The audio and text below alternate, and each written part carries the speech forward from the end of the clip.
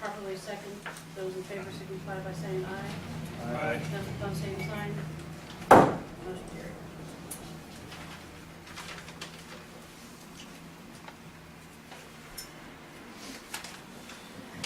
Approval and moving of the claims docket.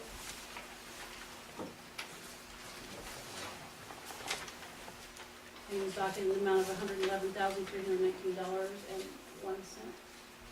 Make a motion that we approve the claims docket. Been a motion made, properly second, to approve and move the claims docket. Those in favor signify by saying aye. Aye. Those opposed, same sign. Motion carried. Adjustment report. I personally have a claim on the adjustment report, so I'll be unable to vote on that. Okay. So we'll note for the audience, that Mr. Stevenson has recused himself for consideration of at least the claim pertaining to him, or the adjustment pertaining to him. Lena? In front of you, you have the adjustment report, and it starts off with Joseph Adario.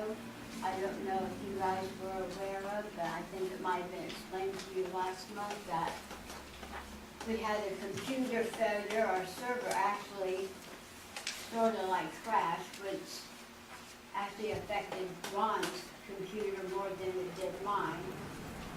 But in the process, we had Mark in here trying to retrieve the data from the handheld and could not retrieve it, and so we had to estimate the bills.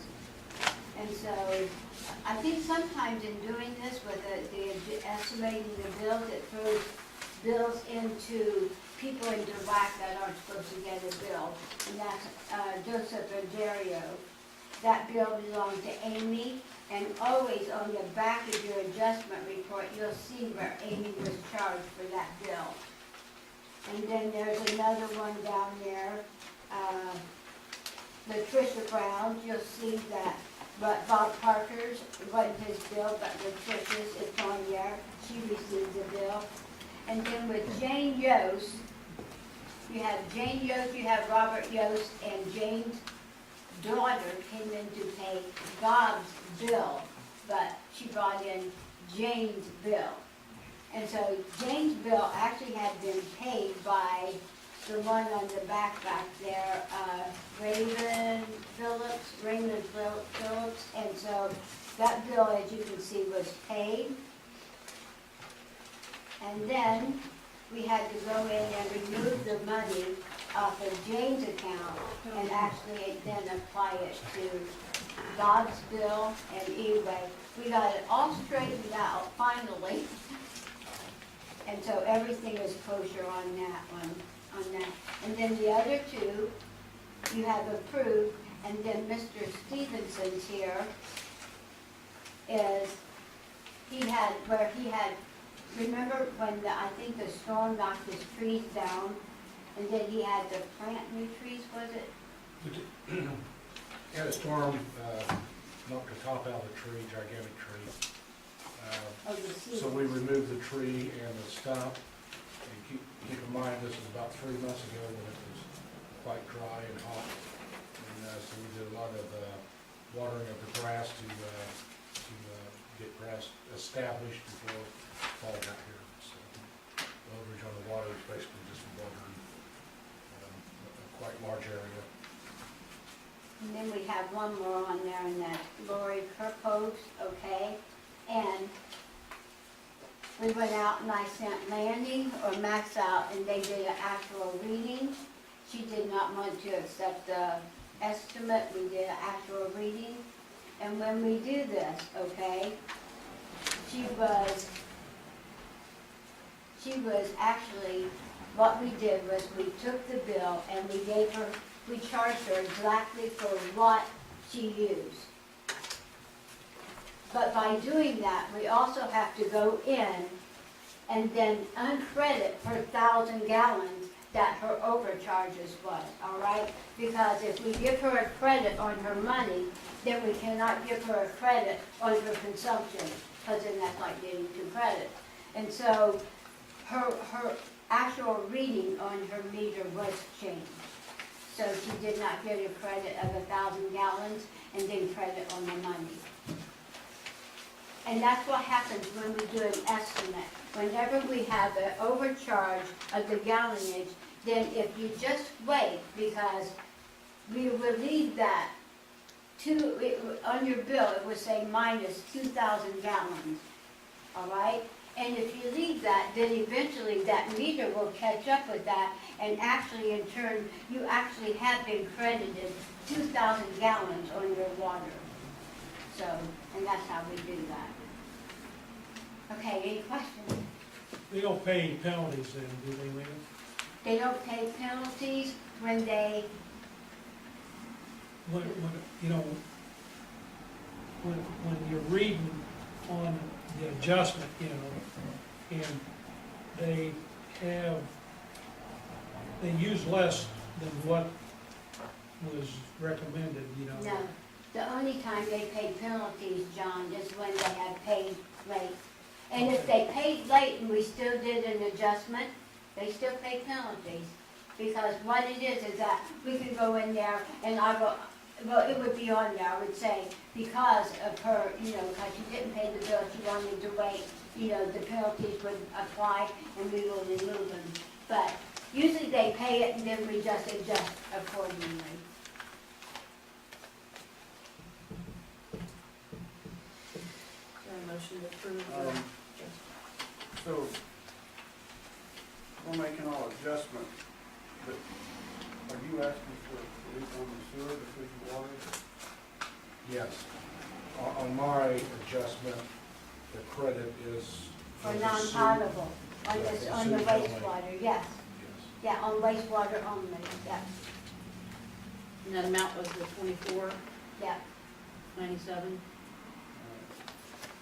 yes. I make a motion that the adjustments be approved. Second motion? There's been a motion made, properly seconded, to accept the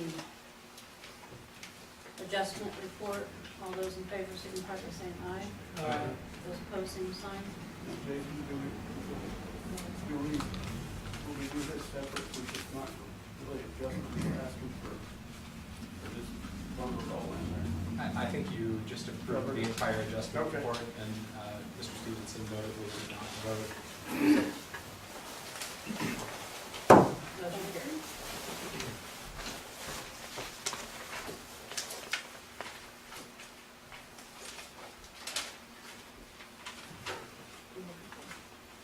On the agenda.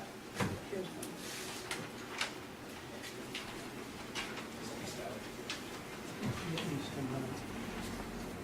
Okay, comments from the residents for utilities? Anybody? Ron, you know anything? No. Jason? I think all my stuff is for next week. Yes.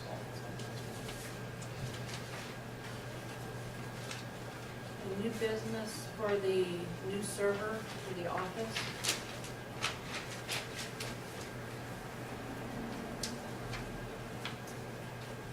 Ron, did you want to do that? Lena, you explain Okay, all right. Like I said prior, what had happened was that our server just went kapooey. And what it did in turn is that it kept knocking his computer out. And so when Mark come in to try to save everything, there was nothing stored in our handheld. But the server is 8 years old, and Mark said it's time. You know, because what's going to happen is that it will go out and we will we'll lose everything then. And it will be a job trying to do a backup from his location and where we have it. Keystone would still have a lot of on the backup, but this Is there way, we replace it, it's going to be easier to do it, you know, than to lose everything. Is there, I'm not computer literate, is there a program or something that would be a backup to us? We have 2 backups, John. We have a backup with we have a backup off-site of Mark that he does for us, and then the backup with Mark, and then we do the backup with Keystone, so we always have three Okay, backups. so we're not gonna lose, No, oh, no, no. Okay. Yeah, it would just take a lot more, him coming in and putting a server in 2 or 3 hours or whatever he has on the estimate there, then trying to, restore everything back to, our programs, it would be maybe 3 or 4 days. So, I'll say looks like you have a bid for $2,564. yeah, Mark did it. His proposal is in there, did you see the, Plus the labor. yeah. I make a motion that we accept the proposal from Mark. I second the motion. Been a motion made, properly second to accept the bid, $2,564. You say it's plus labor? Yes, up to 1,200 some labor. It says 1,400. 14. Okay. For a new server for the billing office. All those in favor, signify by saying aye. Aye. Those opposed, same sign. Motion carried.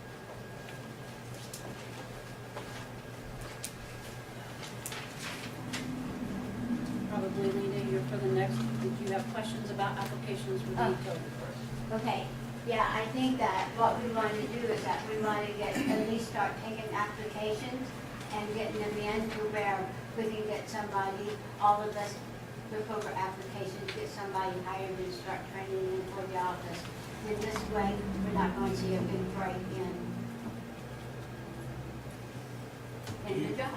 Do you have is there a job description written yet? Matter of fact, I started on it today. If you would like me to do that, I can do that.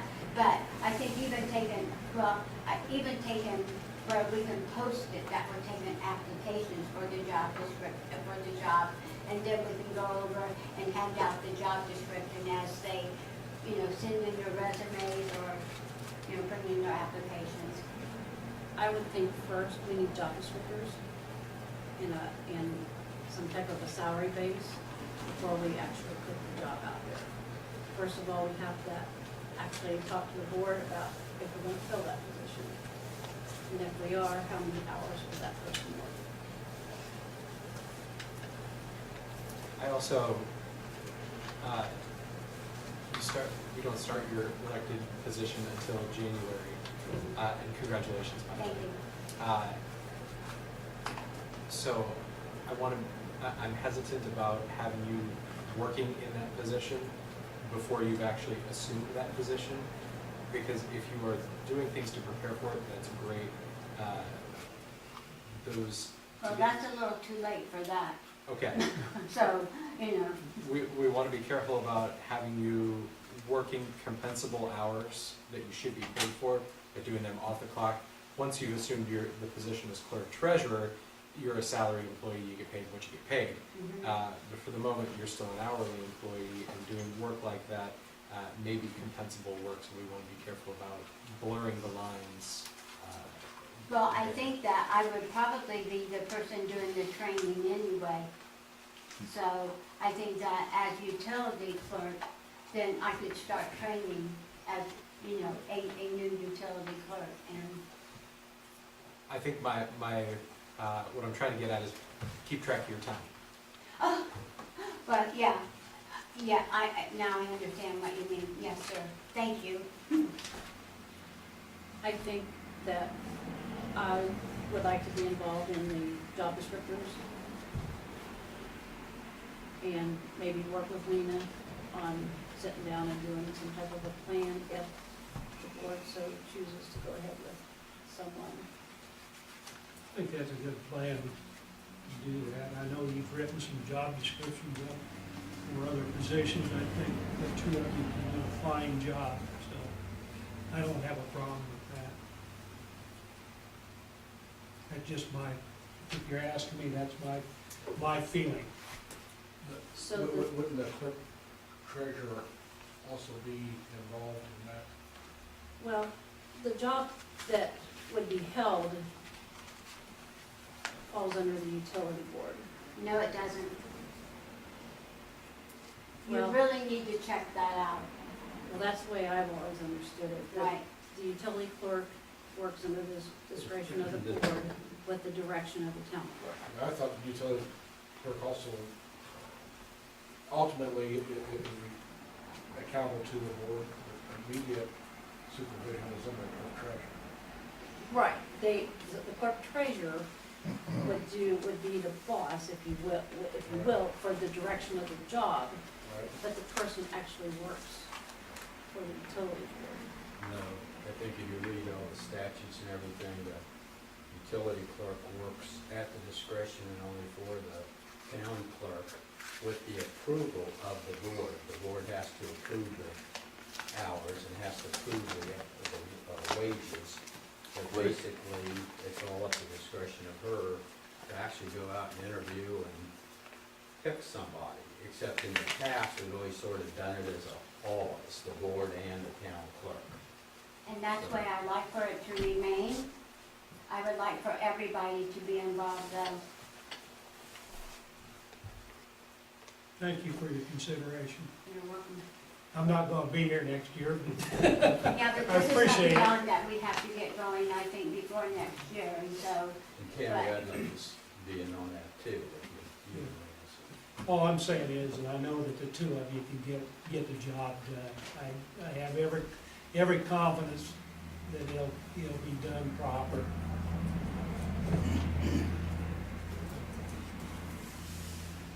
So we're gonna go ahead and allow, I think she's got a good idea. I think that between the two of you, or the three of you, however many there is involved, and I'm just speaking from the past, I know things are changing, and I see change coming, and I see it being positive, and I think that she's thinking ahead, and I think the board's thinking ahead, and like you said, there should be a job description. I think there should be.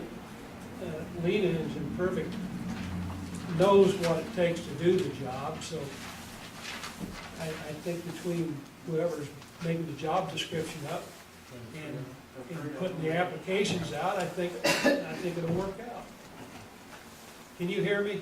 Yes, thank you. Okay. I think between the three of them too. I mean, she already knows what the job is, put the job description down and put it out there for application. And then, like she said, the whole board will be part of the process of picking. and I would like that too, okay? I just think that it takes okay, you work in close-knit quarters in there. You want compatible personalities. Exactly, and it's going to, right, and I think that, I think that there are some people that you'll be able to, but, I think that if we go over, if we go over the qualifications, we go over everything we need, I think that it's going to be up to that person in there as to who they need to work with and who they don't need to work with. Well, I'm sure you want the best applicant, because Right, it makes it easier on you. Right. It makes sense that you'd want somebody that you can work with, number one. Number two, that can learn. And number three, somebody take the pressure off you. well, right, and then I think that it was put to me some way, and this might be simplified, okay? You want everybody's input because you appreciate everybody's input, because sometimes people know people that you don't, okay? But ultimately, you guys get 49% of the vote, and I get 51% to say, oh no, or yeah, that's a good one, That's what I mean, because it's going to take, it's a hard call to think that you want this person working with you the next 4 years, 5 years. She survived Ron all these years, why wouldn't just anybody work? Anyway, that's Which what, Ron are you talking about surviving? that's a consideration I'm asking for, that's all. So, but I think everybody should be involved in that way, they know the person in there too, Good point. okay? If you want to talk about the importance of a good utility clerk, call over to Clark Sale and see how things are going for them. Really? Gone? They've had some, well, I don't think anybody's gone, but there have been some challenges over there recently. A good utility clerk is an important asset. Yeah. Absolutely. Yeah. Okay, that's all I have. So we'll set a time and Yeah, shouldn't take very long. right, and then I think if we give everybody, the applicants, you know, the applications that are set before us, and then we can just move on from there, and if that's okay with everybody. Okay, And that'll qualify as an executive session that doesn't fall under the normal notice requirements. So okay, we can have it ready. Yes, I think that since it's personnel related, it can be closed doors so long as we don't reach a quorum, which if it's you and Ron and Lena, we should be fine.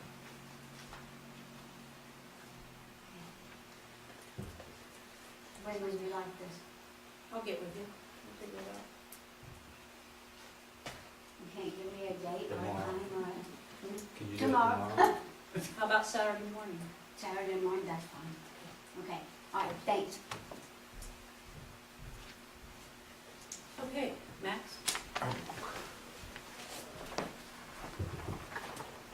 A couple things.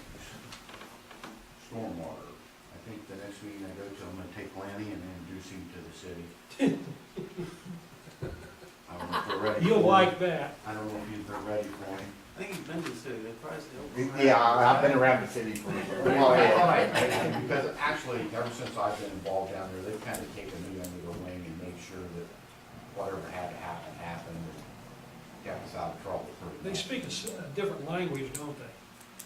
Yeah, they do for me. Now, he's worked with them, so he may understand that language a little better. Yeah. So anyway, at the next stormwater meeting, I'm gonna take land down. Wastewater, had the lift station maintenance done.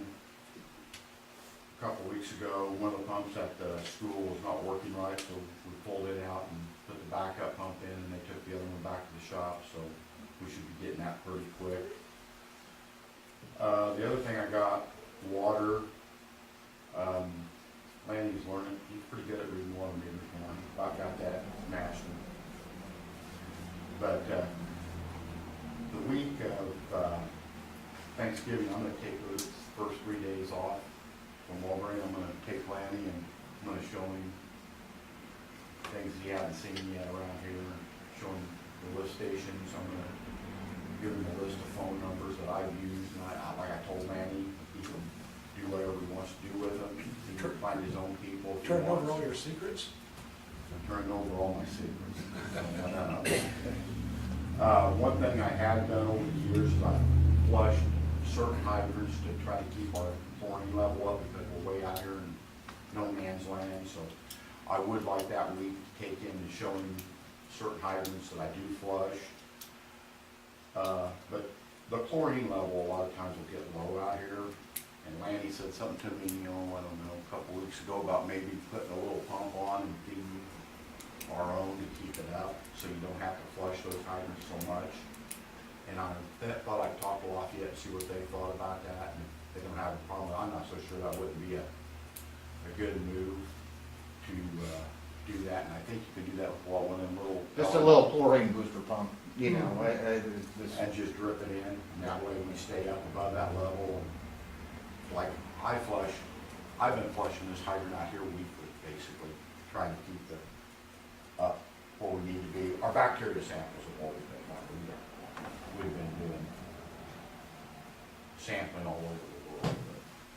But anyway, I thought for him, for a new guy, for him, it'd probably be a lot easier, a lot less headache. And I think you guys are gonna want more out of Lanny than you got out of me. So, hope not. I think they're going. So, anyway, that's what I've got. And if you guys don't mind, I'd like to get with Lanny and maybe talk to Lafayette a little bit. And if that's what it is, I think it'll probably cost, what, $1,500 for them little chlorine booster pumps, a good one. They're around $500-600 max. Yeah, that's a real lightweight one, so. That's the They can get it. Stinger pumps, they're good pumps. Okay. But what we have to do, we have to tap the main out there somewhere and feed it right there inside the building, which is, Yeah, But Yeah. anyway, I thought maybe that might be a lot better than flushing hydrants all over the place, and especially in the winter. In the winter time, sometimes it's tough. So we've probably been lucky that we've always had good bacteria samples, so that's something really bad happened in the water. The problem is, Lafayette uses chloramines, not just chlorine, they use ammonia and chlorine. And they need to have at least a 1.0 of a total. Total chlorine. And It's a struggle. it's borderline to run, to get it all the way out here. Right. You know, we fought with it in Lafayette for years, but, you know, at the water tower. Right, And well, like, coming out here, it's even tougher. 3 weeks ago, I was getting 1.2 out there, and then I was in the 0.9s, and on, like, in a, even maybe a little lower than that, so. But they like for it to be, like you said, a 1.0, and the easy way to do that would be just put a chemical feed pump in, so. Yeah, there's plenty of places to put that in out there. Oh, yeah, and it's not a big deal. Like, So anyway, that's all I've got. I would make a motion that Max get the chemical feed pump not to exceed 2,000, I would say. I'll second that. Yeah, because you're talking about a vac too. Right, Okay. Yeah, right. And those aren't cheap, you know. Yeah, we can do it for under 2,000, also. Is there any additional needs of the building, ventilation, or No. that's all self-contained? It'll be a liquid. Well, the neat thing about the building is you got that little side area. You gotta have the chlorine separate, Right. Right. so And we've got that's that. where you would put the chlorine back, and then have the chemical feed pump in the bigger office area. Climate control in that building, we're okay there also? Yeah, Right, yeah. that's fine. Yeah. We'll have to, we'll just handle it then. We can do it for under 2,000. There's no regulations as far as if you use sodium hypochlorite. Right. I mean, And that's what we're gonna use. Okay. It's not gonna be gas. Any licensing requirement or? well, you gotta have your WT2s and, We will got to. yeah, That's you got those. all I got.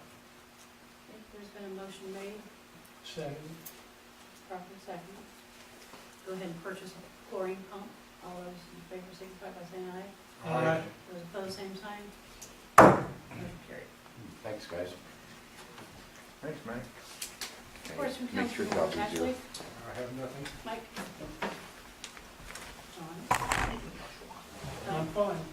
Good. Let me ask for that. Can I answer that question you had before too?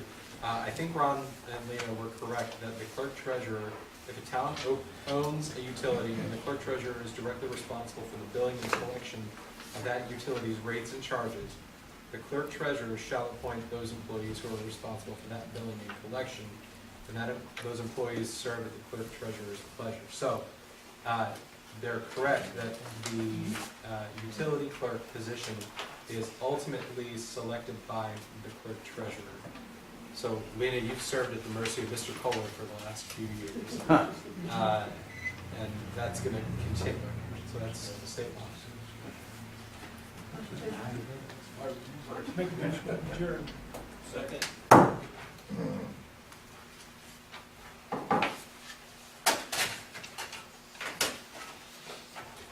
Town council come to order with approval of the minutes, budget meeting minutes for October 19th, 2012, and town board meeting minutes for October 19th, 2015. We approve the minutes for the budget meeting and the town board meeting. Second. Been a motion made and probably seconded to approve the minutes for both meetings. All in favor, signify. Do you have a question? I do, before you ramble through that real fast. Okay. I'm sorry, Nope, I was nope. looking here and I didn't. You're good. You have a question? I do, for the meeting on Monday, October the 19th. I had made a motion to purchase the 2 computers for the older police cars, and I didn't see who seconded that. Do we have a second? I believe I did. Were you the one saying that? I thought knew it was on this I side. thought I did. So you want to put Ashley, Yeah, can we get can that you make noted? that correction, Ron? please? Okay. So which meeting? It's for the October 19th meeting, Yeah. and it's the last paragraph on the first page, last sentence. Okay, so who, It's that last sentence where it has that I made a motion to purchase the 2 computers okay. for the 2 police cars. We just need to make an added note that it was properly seconded and approved. And then on the back page, and this is just emailed, Who seconded it? Ashley? the middle paragraph where we were talking about the Burns payments, just clarification so that if our attorney here can make sure everybody understands the difference between abstaining and no and yay. So would you like to, because on, Are you talking about in the big picture? in the big picture, Okay. correct?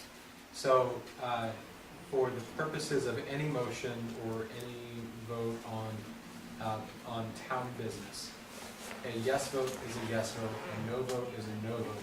An abstention always goes with the majority, it's recorded with the majority. So, in this example of a 4-0 vote, it actually comes out to a 5-0 vote, maybe it was a 3-0. Okay. It gets counted the abstention gets Or counted me. as voting with the majority. So the pro forma result is, if it's unanimous with an abstention, then it's still unanimous.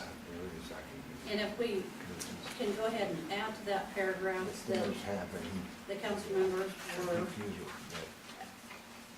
told what the difference was at that time, I think it'll be in the recording and run, We'll look it over. and that they chose to still abstain after the explanation was given. If you could make that. Okay, the members were told, I'm sorry, the members were told about abstaining. or explain the difference between abstaining and voting no.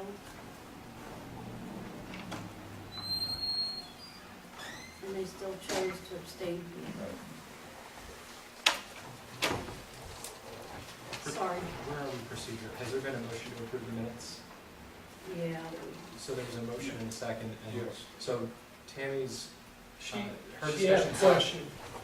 I think this sounds in a motion to modify the minutes, is that right? yes. Okay, so if that's a motion, then that motion would need a second. We vote on, procedurally, we vote on Tammy's motion to amend the minutes before we adopt the minutes. Okay. Is there a second on that? Make a motion, we amend the minutes. Okay. Second. You Second. said- Okay. Is there any further questions? No, I'm done, Okay, sorry. you've heard Correct. the motion, the correction, we're voting on the correction. All in favor signify by saying aye. Aye. Opposed, same sign. Motion carried. And that was approval of the minutes. Is that correct? Not, approval of the minutes would be the next order of business. That was just the approval to the amendment. I make a motion to approve the town board meeting minutes as corrected. I second. Been a motion made and properly seconded that we approve the minutes as corrected. All in favor signify by saying aye. Aye. Opposed, same sign. Motion carried. Okay, we're down to approval of the claims. Claim docket for November 9th, 2015, and the allowance docket 10/1/2015 to 10/31/2015. We received took bids on the paving construction, sure we approved those bids. We have the bill from American Paving and Asphalt. We had a couple items that we added to that bid. One of the items was to repair a drainage concern that we had where, after they got into it, we realized that we did have we had a definite low spot on Conjunction Street, down by the baseball diamond area. We, brought in more base to build up that area. We had a couple other areas where they ran into gravel, so they also repaired those areas. There wasn't any base at all, after a mill that moved some gravel areas. So that's, that's the big change order. Along the same lines, while they were here, we had to take care of some spots on Hines Drive that was in desperate need. Eventually Hines Drive will be to the point when there's more development out there, that road will probably undergo some major reconstruction as that area develops and grows. So kind of maybe think of it as a Band-Aid or a patch, but we were able to clean that road up in a short time period. We should get quite a few years out of it. I seek approval from 2 town board members before I authorize American Paving to do those add-on repairs. I thought that was a good idea to repair that, Yeah. and I was one of them. I thought it was an inexpensive way out Yes. of, Hines Drive being so darn rough. Is there any more comments about the claims docket? I went down to Junction Street several times after it rained, and I did not see any water standing. Good. We had lasers out there, or they took elevations, and I was very happy with the project overall. Approve the claims allowance docket. Second. Motion made and probably second that the claims in the allowance docket be approved. All in favor signify by saying aye. Aye. Opposed, same sign. Motion carried. Comments from the residents? None? None? I think the Conjunction Road went really well. That's about the only thing I could say. Ashley was there, he, every day, about every minute of the day, he overseen the whole project very well, and, I do appreciate that, Ashley, and I wanna thank you for that. Appreciate you're out there quite often too, and I appreciate that. Is there any more comments from the residents? Hearing none, we'll move on with clerk treasurer report. First of all, you guys just okayed the allowance docket and the claims. This time you did it all in one motion, right? Yep. Okay, You wanna do it separate? last month you did it separately. Every time you do it differently. Is there a way can we always do them both together? So claims would be, claims from third parties, allowances are for employees, right? Our claims and allowance. Right, so claims are third-party vendors, allowances are employees of the town council members, the clerk treasurer, and payments to them for wages and salaries. My recollection, and it's been a few years now, but my recollection was that the State Board of Accounts asked us to do them separately. That, I may be mistaken, but if they asked us to do them separately, that request probably still holds. So the way other municipal organizations, and they're different, they're not towns, they're other organizations, but the way I often see them do this, usually see them do this, is that they do the claims and the allowances separately. So they handle payroll and expenses, other expenses. I think it ought to be, yeah. Just wanted to clarify. Are they broken out separately on the claims and allowances documents? Yeah. Okay, yeah, I see that they are. So to the extent that it would be beneficial to clean it up tonight, you might consider going back and addressing that. Otherwise, that can just be something for future reference, whichever way you prefer to do it. You want to make it the budget Make the first one clear claims. The and we'll do another claims one, docket, November 19th, 2015, And then we'll do this second, we'll do another one separately. okay? And you made a motion, Made a motion to, and you seconded that Second. first one. Yeah. And there was a vote in favor of paying the claims docket. So that was we can put that in the minutes as an amended motion to approve the claims docket, assuming that amendment is universally agreed to then. Okay? An amendment, we're voting on the amendment now. All in favor signify by saying aye. Uh, Opposed, same sign. So- Motion carried. So procedurally, where you are now is that resolves it so that it splits the claims off from the allowances, so the appropriate motion at this point would be to approve the allowances as Okay, presented. so now I need a make a motion. motion to adopt it, to approve the allowance docket. Second. Okay, there's been a motion made and probably second, the allowance docket, 10/1/2015, 10/31/2015. All in favor signify by saying aye. Aye.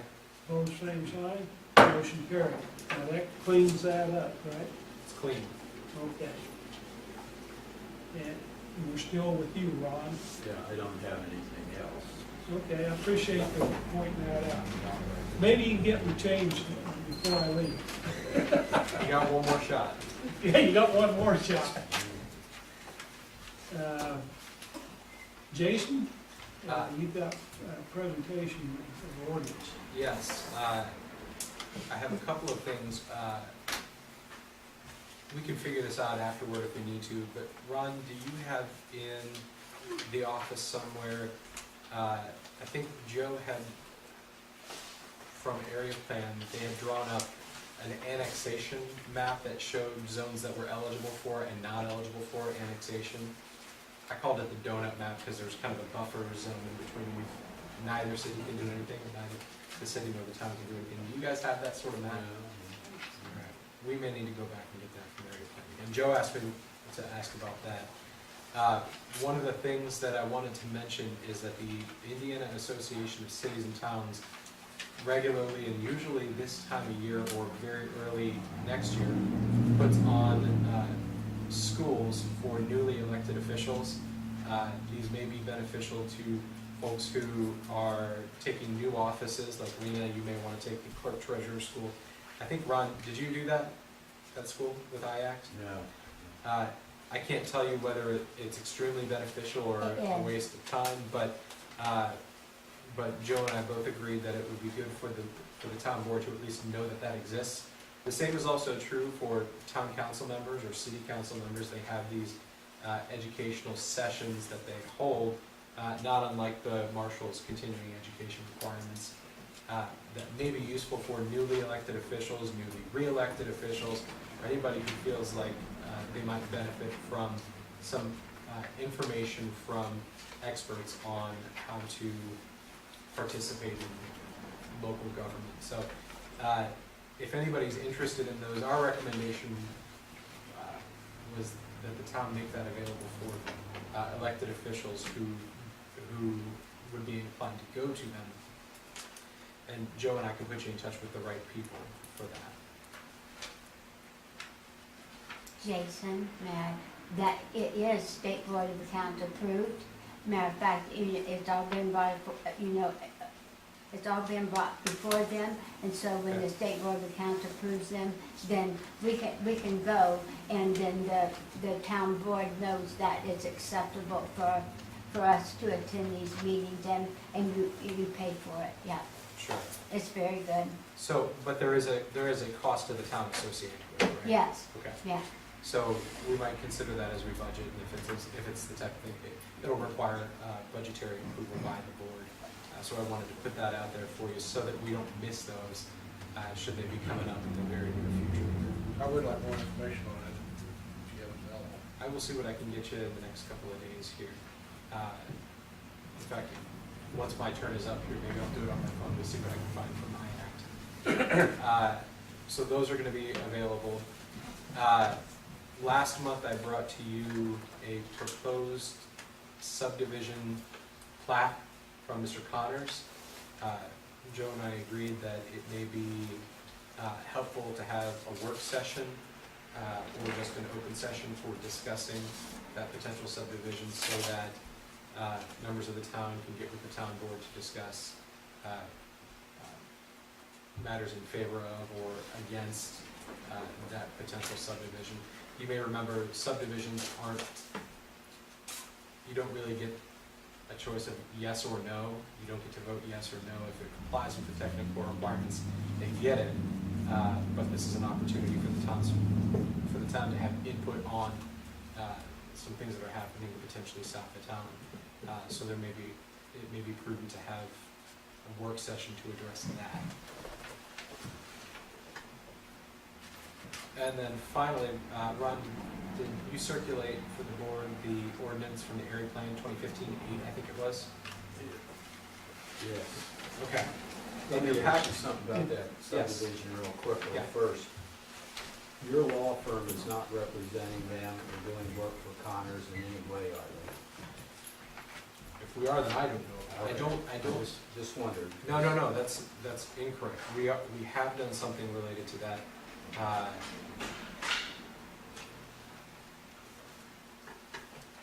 And I actually gotta thread the needle carefully here because I'm not sure exactly what I can tell you. We have done some work for him, not related to the subdivision, but related to the property itself. So we didn't draw up the subdivision and participate in the drawing up of the subdivision. I think Mr. Walkie assisted him with some things related to the acquisition. Yeah, okay. That answer your question, Ron? Well, I was thinking they represented Connors too, but I think we have in the past. yes. and, yeah, on that part about the people have a say-so, just one thing on, you're right on one thing, if they're putting in a subdivision, like an R1, you can't do anything about it if it's okay, but for them to do that subdivision is R1 out there, they have to have our water and sewage, so therefore this town has a lot to do with it. And that's not what I'm trying to say. Okay. You get if you comply with the technical requirements of the subdivision ordinance, it's not a discretionary yes or no. It's by operation of law. You comply with all the technical requirements. If there would be any deviation from the technical requirements, that would go for a variance. But we're putting the cart before the horse. Yeah. Also in your packet is, I think, was it number 8? Yes, yes. There's a proposed ordinance from the Area Plan Commission. This is for an amendment to the Unified Zoning Ordinance, in which Dayton is a participant. Because West Lafayette went from being a Class 3 to a Class 2 city, they now are entitled to additional representation on the Area Plan Commission. This is something that happens by operation of the statutes. So West Lafayette, because they gained weight, now gets an additional 2 representatives on the Area Plan Commission. This is an ordinance that only needs to be adopted one time. There's no need to go through our suspension of the rules and readoption, but this is to maintain the uniformity of the Unified Zoning Ordinance. So that the ordinance applies around the county, doesn't have spots of inconsistency.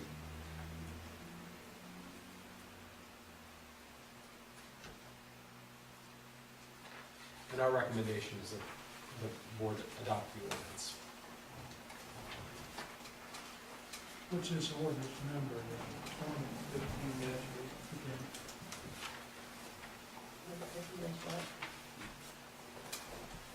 Dash 8.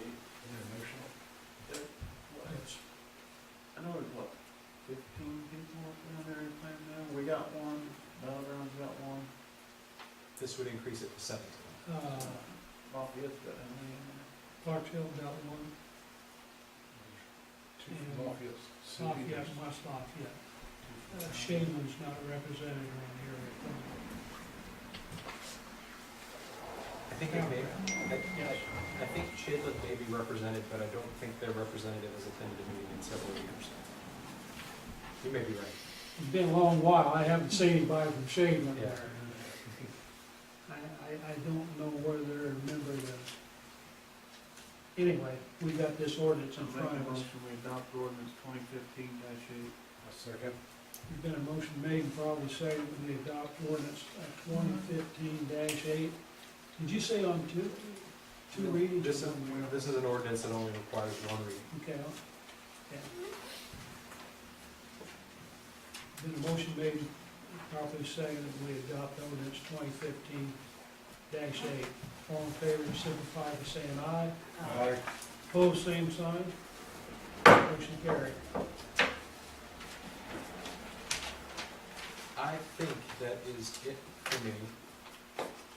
I will get you, as soon as I can, information about the schools for newly elected officials. And it may be prudent for the board to take action on that sooner rather than later. That, Aside from that, I'm done. that it? That's it for me, thank you. Okay. Marshall Taylor?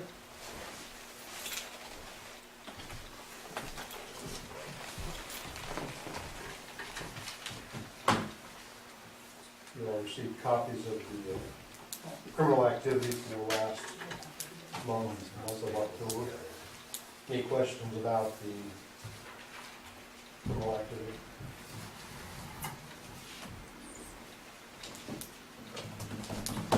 If not, the ordinance enforcement last month had some loose livestock, abandoned vehicles, some parking violations, trash containers left the curb, garbage in general left the curb, and we had one golf cart violation. Loose livestock, is that assisting with our agency, or is that in the town limits, or? They were inside town in the form of chickens. Okay.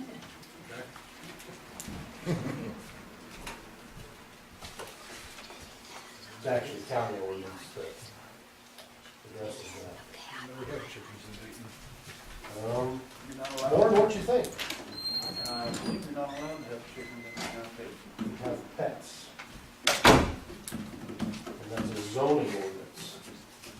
Okay, so tell me that That's again. enforceable by the zoning. Say that again. What? You can have chickens if they're pets? Something like that. There's some wording to that effect. I actually just dealt with this with the homeowners association. Good. It was not Feel real happy free. about it. I know.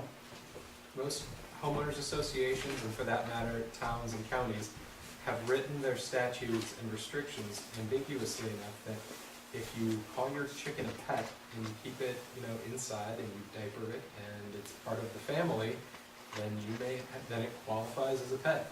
And there's a bizarre not bizarre. There's a subculture that has arisen. People keeping pet chickens. If they're outside the coop, that doesn't qualify as a. It still may, because there are people who keep outdoor dogs as pets as But well. they're fenced in. We had issues quite a few years back with some roosters somewhere, don't we? I think so. I kind of remember that. So it's entirely possible and even likely that if folks are keeping chickens as pets, as some are inclined to do, then the statutes are written in such a way as to permit that for pets. My God, there's a lot of chickens in town. I mean, I read meters, and I see chickens all over in people's backyards, and goats, and, in the town of Dayton, It's very in vogue right now, is the. I'm saying, even in my small edition, they're, We can have horses, so let's bring the chickens. I've referred a couple of those to area planning for them to investigate. It's a county ordinance or a zoning. I can't enforce it, and we don't have anything particularly addressing that, because we've adopted the county's animal ordinances and dog ordinances and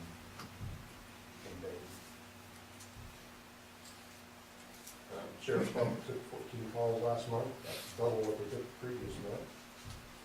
Busy month for them. We received a $2,500 grant from Walmart for the purchase of body cameras for the department.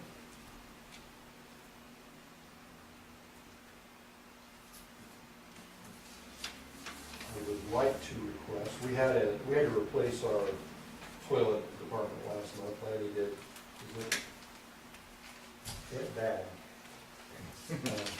Since we now have a new unit, we'd like to take care of that unit and get something to take the hardness out of the water. Lanny talked with Colligan, and they recommended a tank unit called a portable exchange cold sorb rental, which is basically a $140 installation and then a $40 charge after that. We don't have to buy salt or install salt, and they come out every 2 months or so and we just exchange the tank. So it would be a minimum of work and effort on our part, and we'll also take that hardness out. The Make it 40, last longer and look nicer. the $40 would be like every 2 or 3 months. Says it's monthly recurring, $40 a month. I wonder with our usage, if that would be something that they could maybe, I mean, I'm thinking our usage is a lot lower than the residential use. And, I wonder if that could maybe be stretched out into like every 3 months, once every 3 months or something along those lines. I had talked to them about that, and they said that type of unit, they just got a routine to do it every couple months, actually, but, there's other options we can go with too. I mean, I really don't care too, but there's just iron removal filters that I could install. And then I would have to replace them and, the filters in it. And, you're talking probably about $50 a month to replace the filters, so. Is there a long-term contract with Colligan, or like a 1-year minimum or something? Do you know? Doesn't appear so. No. Just a one-time cost of installation, and looks like a monthly, 1 month's rent up front would be $140. It doesn't say anything in the contract here or the proposal about. So if we were to go with something like that, and we do the remodeling down there with your appliances, with your, whatever appliances you need down there, will that take care of everything as opposed to running the water line? I would assume, yes. It will take care of the sink, ice maker if you make ice. I believe so.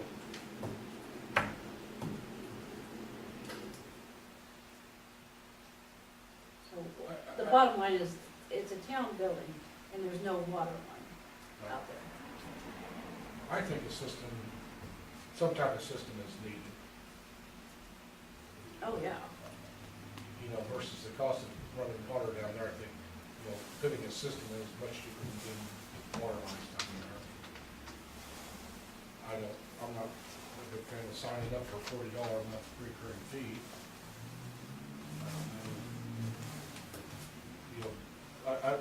Well, there's a lot of systems out there, but the amount of hardness and iron that well produces, it's gonna need, an exchange unit.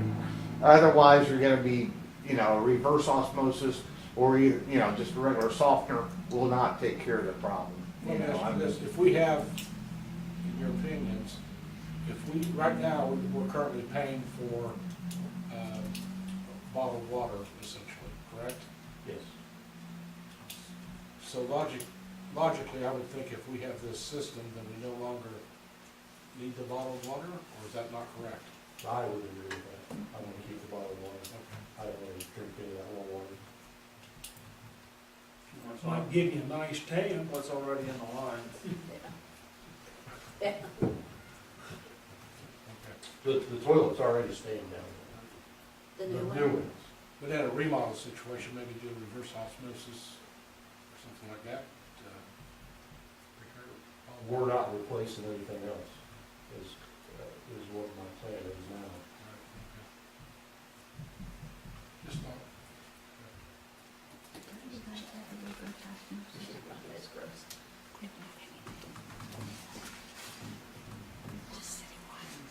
You know, that size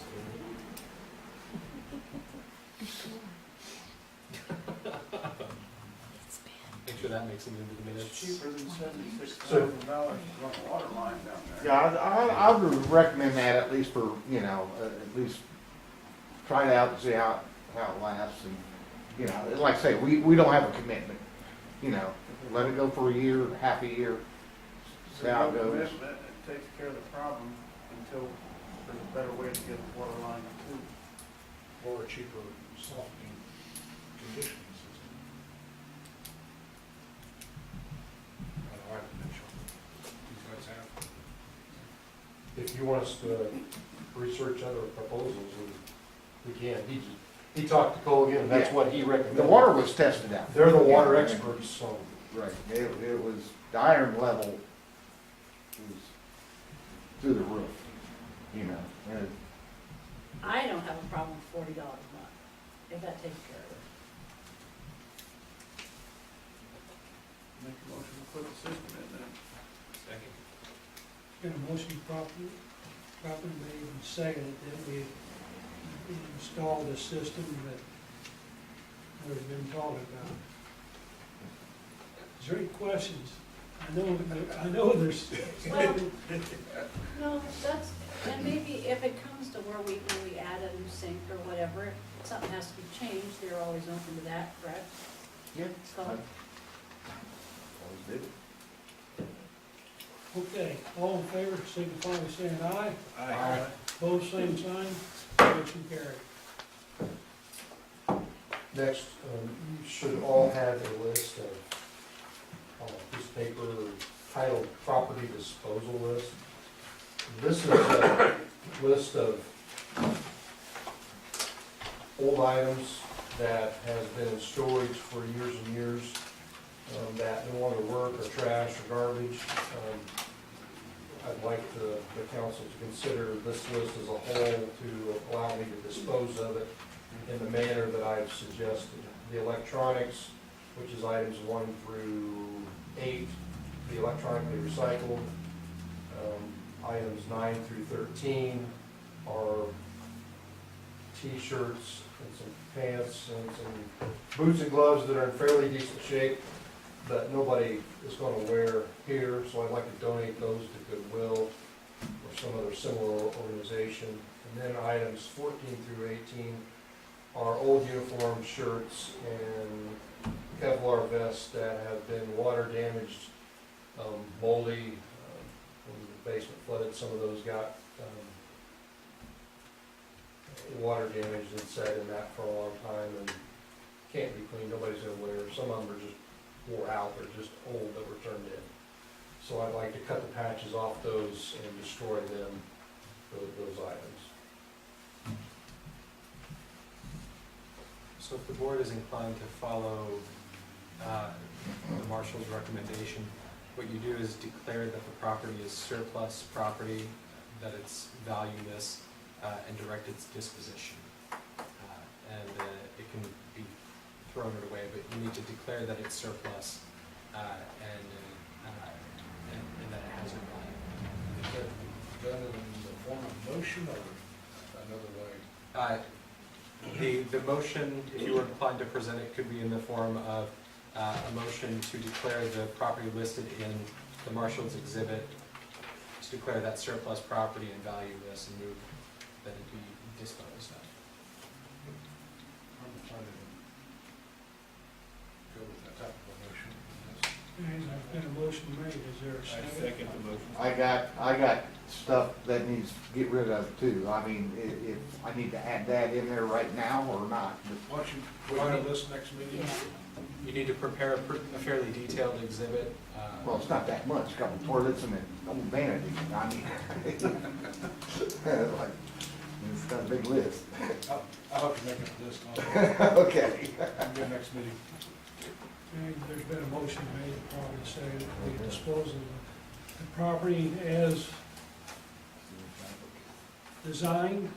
Is that right? Electronic recycle and other goodwill and destroy. All in favor signify by saying aye. Aye. Opposed, same sign. Motion carried. A couple months ago, we were discussing some options on the ordinance dealing with tall grass and what we want to take care of properties. One of those I asked the council to consider, and I'm not sure what we discussed with our attorney, if there was any possibility we could add a provision to put a citation in that list of steps that we go through for enforcement. Namely, the ability to like issue a citation to a property owner after a certain length of time before we go to the step to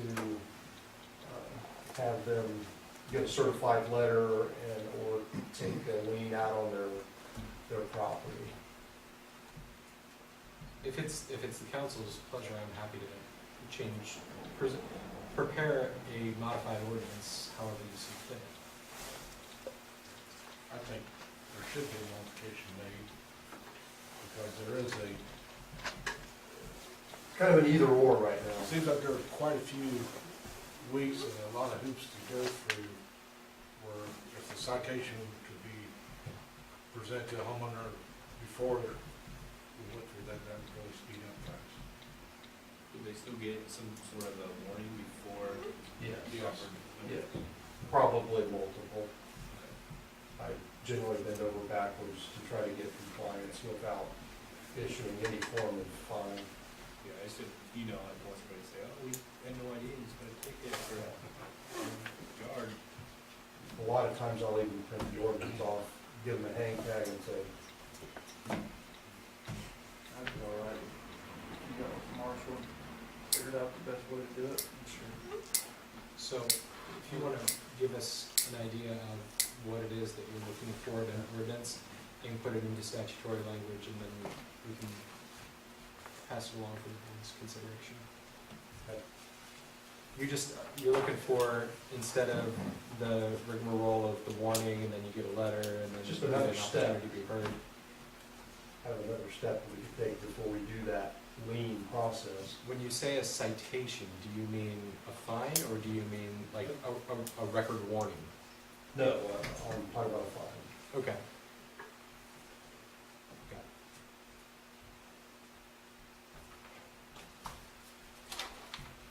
We've talked.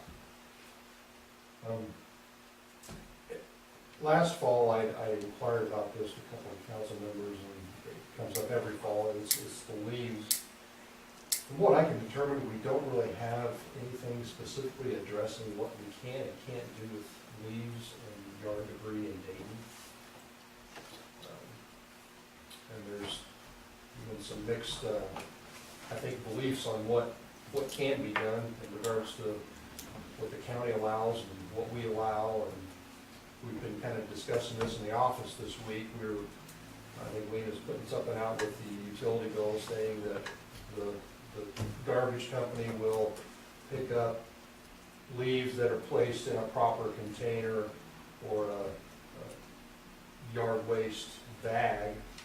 They'll pick up so many bags, but I've had some people tell me you can't burn in Dayton. I've had other people say you can burn in your yard as long as it's not endangering anybody else. Obviously, you can't burn in the road. We've got a lot of people that are raking their leaves to the road and into the curb, which the first big rain we get are gonna clog up our wastewater drains.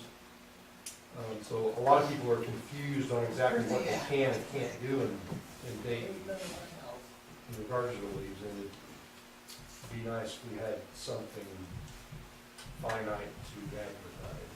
Do you have an ordinance book? Do you have one in the office? Yeah. There you go. I don't remember if there's anything in there about it. I didn't bring You my. couldn't find anything. I've been through it a couple times, Okay. and leaves are defined as waste in regards to our garbage ordinance. And in that regard, it doesn't apply like solids and garbage from your house does. But it doesn't really specify what you can't do it.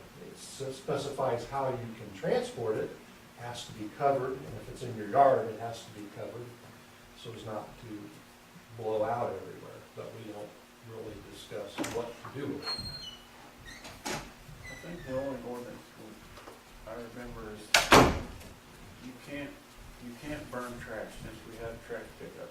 But because we didn't have the people to pick up large limbs and leaves, we didn't have a no burn rule. You can burn vegetation. You can burn vegetation, but you can't burn trash. And I think that's all we had. And there's nothing to say where you put it.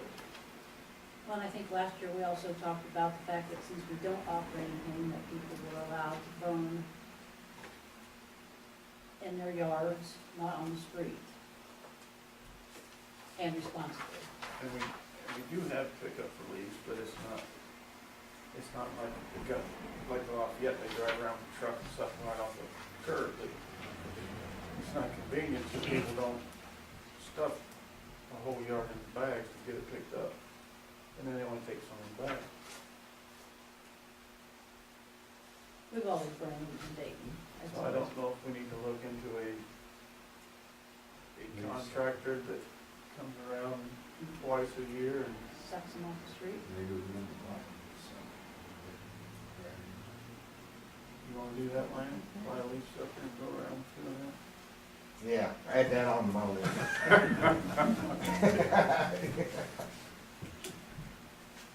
But those aren't cheap That's probably contracts. something that maybe we should seek bids for. Contract. I think that would be probably beneficial. A lot of the people that are raking the leaves up to the curbs and stuff. A lot of people don't think about when they buy mowers, but launching mowers do a wonder on those leaves. Yeah, they do. People are out shopping for mowers that may not be at the top of their mind. You know, people don't always rake them up at the same time, so it'd be a constant, everyday thing to go around town and suck them up and, you know, and You might be able to just You set. just have to set Set a days. contract, Yeah. set, In West Lafayette, you give us 3 dates per zone. every day, yeah. No, I mean, I have, for my house, there are 3 dates in the fall when they're gonna come by and suck up leaves. And if I miss it, I miss it. I have leaves that are still on the trees. They haven't even started turning. Go mine over my neighbors. They're still green. Jason, if you don't pick them up in those 3 days, then what happens to the homeowner? I mean, what do you do with them? I've never been gutsy enough to find out. I don't know. Probably just, I mean, do they pick them up and charge you, or what do they? Well, Just as long as they don't suck them up with leaves. yeah, they probably have a supplemental, a backup plan that they go and buy. You just They're, never run. they're probably the 3 occasions are to get you scared. So the answer for our immediate need is, if there is a street, we need to notify the homeowner to get them out of the street or curbing. Well, it is unlawful for any person to place, deposit, or keep any waste on any public street or alley within the town or on any property not then and there occupied or used by that person. So you can't toss them on your neighbor's yard, you can't put them in the street, you can't put them in the alley. How you dispose of them is not particularly addressed in the statute that I've seen so far. And I've not seen anything prohibiting an open burn in here yet. I've not gotten through all of it. Don't think you'll find anything. Probably not. would surprise me. So, The choices for a homeowner right now today is they can burn it on the property, not in the street. If they moved it to the curbing, it needs to be, or the street, it needs to be put back on their property. Or they can bag it up and set it out for regular trash.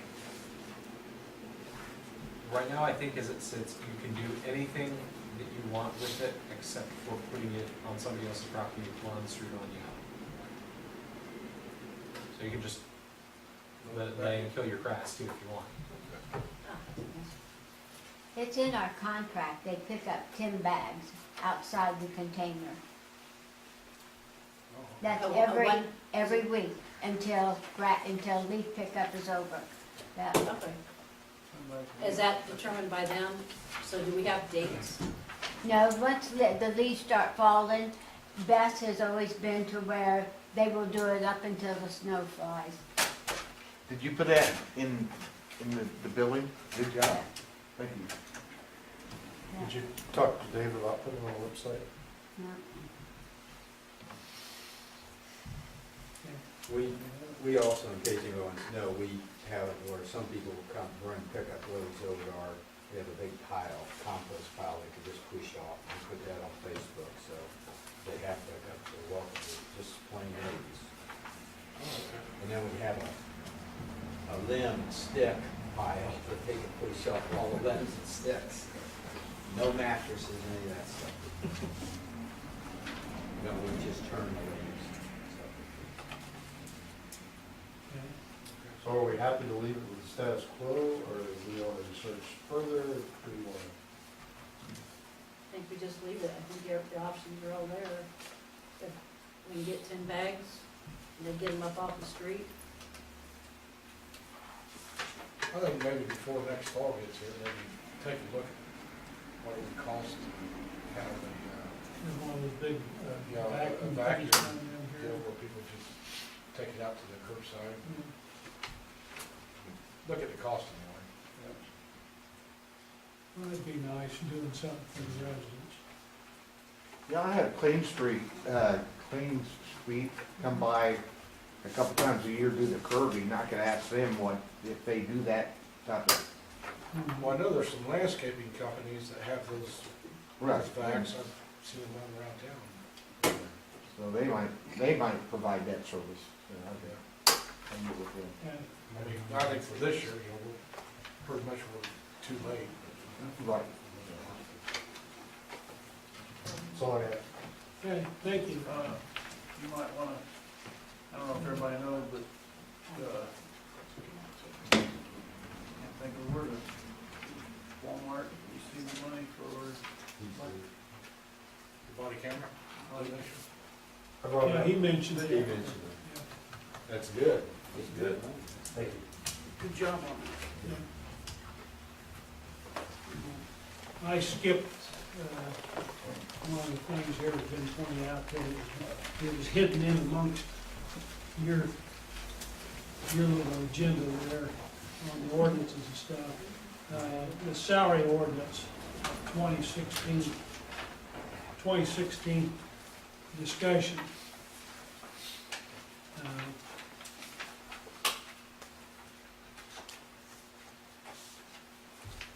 We just discussed it, and if anybody wants to make any changes to that, we're proposing, Lena and I, keeping the same ordinance as last year, because in the past few meetings, people have commented about keeping the salaries the same, or keeping all the pay the same and everything, but you make your changes now, and then we'll write it up and we'll adopt it next month, next meeting.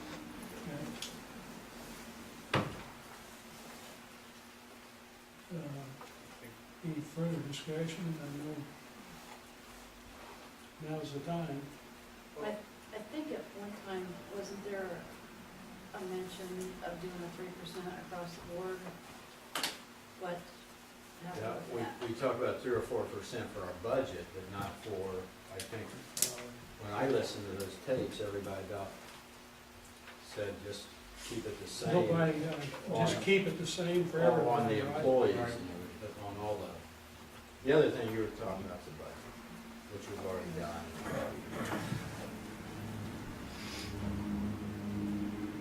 On the, What's your pleasure?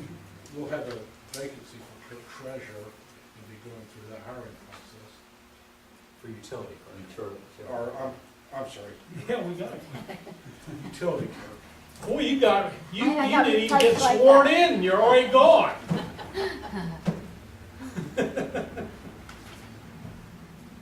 Your question. Okay. I'm sorry. Utilities clerk is an hourly position, and it's just in a dollar amount range. Right. Okay. It looks like it runs from the $10 to $20 an hour. Based upon the applicant's skill set. Okay, never mind. Right. I'm with you. And I think that, I don't know if you said it or we said it, how much they're paid, but I wouldn't go in at $20 an hour for No. somebody new. Right, No. and that's kind of where I was going. I think there needs to be a step. I think A the board step sets the scale. pay, doesn't it, Lena? I think that you guys, that, yes, the board does. But that's Yes, working with you and, And on your,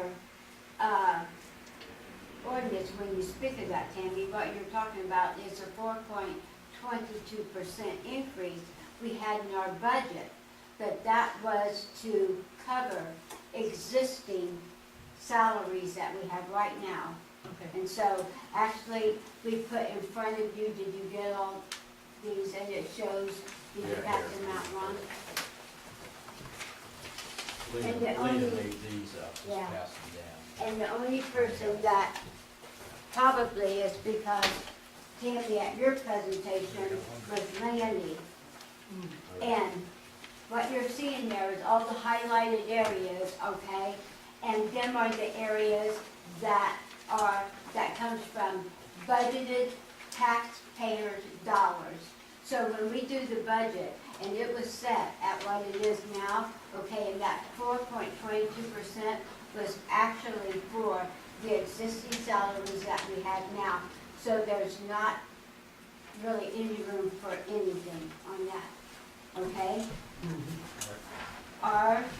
It shows just out of budget, our salaries are 247,000. That covers everything that comes out of the general budget, that comes out of the NVH budget, okay? And that covers, of course, your unemployment, your PERF, your FICA, all that, all right? Now, the only one that you made at your present was Lanny. Correct. And Lanny, if you notice on your salary, it was his up to hourly pay was changed to where, and Lanny does get paid out of wastewater and water. So it does not affect the tax dollar, okay, okay? We have a range. thank you. Right, and that's it, okay? That pretty well cleared it. So do we need a motion to adopt that then? I don't think you vote on it at this meeting. No, you need to think about it. I got one suggestion, I guess. I forgot Okay. to- Well, go ahead, Ron, make a suggestion. The part in here about the council getting additional compensation, $75 per meeting, I personally would rather see nobody get anything for any extra meetings, because I think it's sort of our duty to do this stuff on the salary we're making. But if you keep that in there, it seems to me like we should have put in there $75 for the intention was for the first 3 hours. And then we always said it'd be 15, how we've been charging is $15 above each additional hour. So if you go to a school all day for 8 hours, you get 75 for the first 3 hours, or you go to one meeting. But I think it ought to be $75 for up to a 3-hour meeting. If it's 1 hour, it's 25. If it's 2 hours, it's 50. And if it's 3 hour, it's 75. Because a lot of the meetings I saw turned in were 1 hour meetings, 1 1/4 hour meetings, 1 1/2, stuff like that, and they still got $75. So what you're talking about is $25 per hour for the first 3 hours and then 15 after. Yes, yes. So it's basically the same, it's just you can't go, a lot of these meetings, like when we go downtown, if I was on the council and went down for some adoption, it might be 35 minutes, and then we'll travel, it's 10 minutes each way, you got an hour, but I could legally charge the town $75. And I just saw, there was a lot of those kind of meetings, you know, so that'd be my suggestion, one thing to change. Makes sense. Or leave it at 75 if there's an agenda. Leave it at 75, if there's not agenda, you get whatever you Yeah, say. but agenda, I've been to a lot of meetings that the agenda is there and it's a half an hour, 20 minutes or 40 minutes. And I'm the one that's paid these last years, Yeah. and I can guarantee you the town's paying for a lot of $75 meetings that only take less than an hour, less than a half an hour, less than an hour and a half.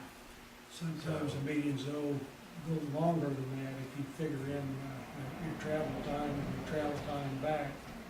And then you get the, you know, the 75 plus the 15 and all that. But You know, And agendas, you're always supposed to have an agenda to pay anything. If the police go to their meetings, they're supposed to turn in legally an agenda. If I go to meetings, I'm supposed to turn in agenda. You guys, whatever you plan, all that, you're supposed to turn in agendas.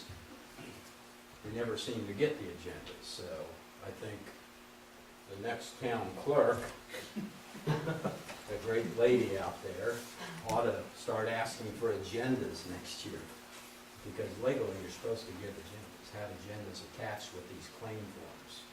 Well, I know, for me, a lot of times, I don't get paid for extra meetings. I mean, if I leave my job, I don't get money. I have to take it off without pay. I think it's kind of a compensation. I mean, a lot of us work a full-time job and then, yeah, it may only be 35 minutes, but by the time you go home, get cleaned up, get downtown, and get back, you're already looking at 2 hours, so a $75 fee for the amount of time you spend going down there on top of the job you're already working. But, I mean, our regular pay was for the stuff we do around town, and that, I mean, going down the area plan so we can keep up with that. Area plan's sort of unusual because you have those 2-hour meetings, 3-hour meetings, whatever. 5-hour meetings, Yeah. 6-hour meetings, up and down there. Yeah, but there's a lot of, now remember, I'm gonna be on the council too, and I'm on these meetings also, and there's a lot of meetings that are a lot less than an hour. That I've seen turned in, there's a lot of meetings that aren't 3-hour meetings, or 1-hour meetings, 2-hour meetings. And up until, 2 years ago, the board never got paid for any meetings. It was your duty that people that wanted to be on the board did it because they live in this town, they want to help the town. And let me say a couple figures here why we're talking about these salary things. The council members, we went from $3,227 to $5,200, so in 3 years, we've had a 48% increase. The president of the board has gone from 900 to 1,950, it's a 116% increase. The deputies have gone from $18 to $25, that's a 39% increase. The attorney is probably the lowest, it's gone from 10,800 to 12,840, that's a 19% increase. And we've had raises every year, basically. The last time we didn't take a raise was election year. The clerk treasurer's gone for $24,071 to $28,324. That's an 18% raise. It's 3% raises and then 11% raise, which I emphatically asked to not be raised, but is given anyway.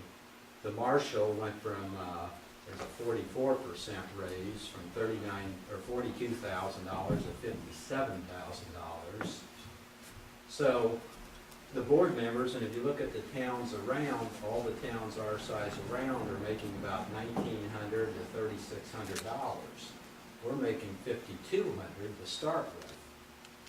So we've raised ourselves up quite a bit the last few years. It's no big, huge amounts of money, but we have increased our salaries quite a bit, and plus these extra meetings, basically you guys made up to about $9,800.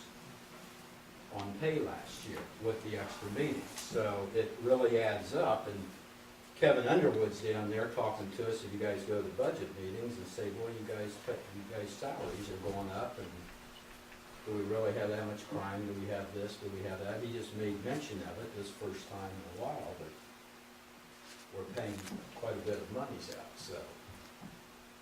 But something to think about. All I'm asking is still get paid or to get $75 if you go to a 3-hour meeting. I'm just saying it's less than 3 hours, make it 25. I guess I wasn't aware of the hours on it, I just thought it was a meeting with 75 bucks. That's what I thought too. Hour part of it. You know what, I'm not gonna have to worry about it after December. Well, I think that's what he's saying, that he wants to break it down to hours now, instead of the flat 75 for a meeting. Now, all those meetings that we've had this year, we've not charged out any extra. No, we haven't charged anything, I haven't.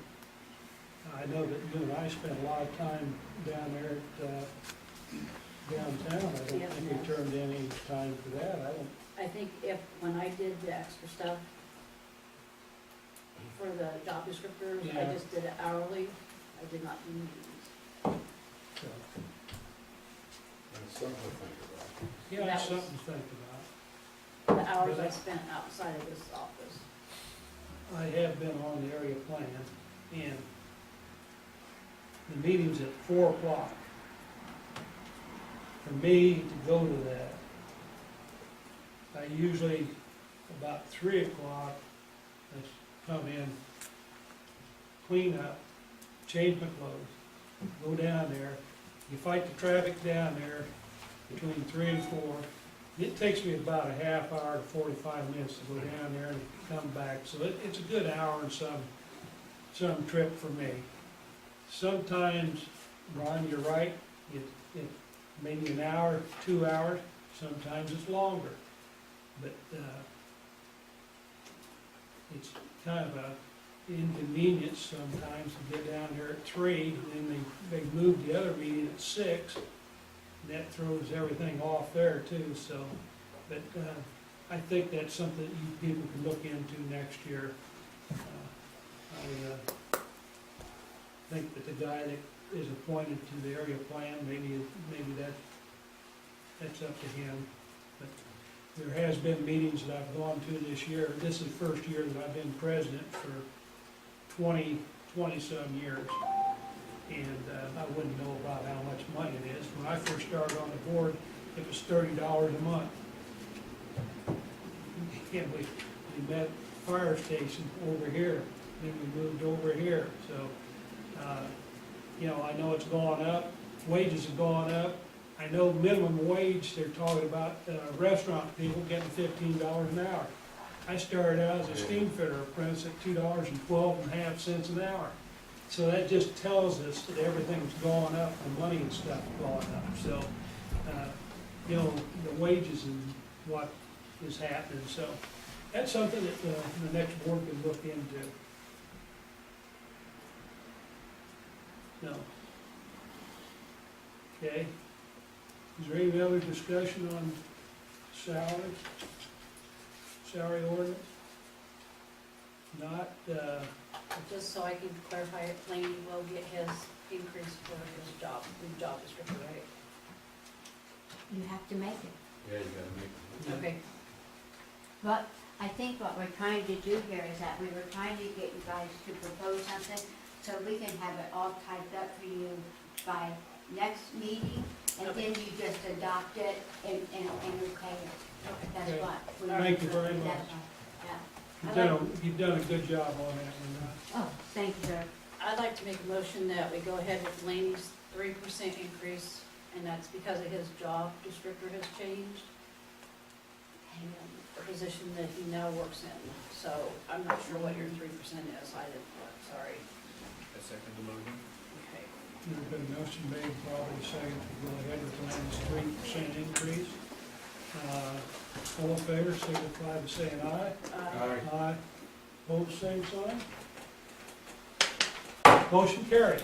My second motion would be that we keep the ordinance that they have written up for the salaries as is for that first page for the council members, council president, additional meetings and clerk treasurers. If there's any change, it can take place next year. If we do additional meetings outside of here, I think it can still stand at the $75 if it's outside of this building. The motion made, is there a second? I second that.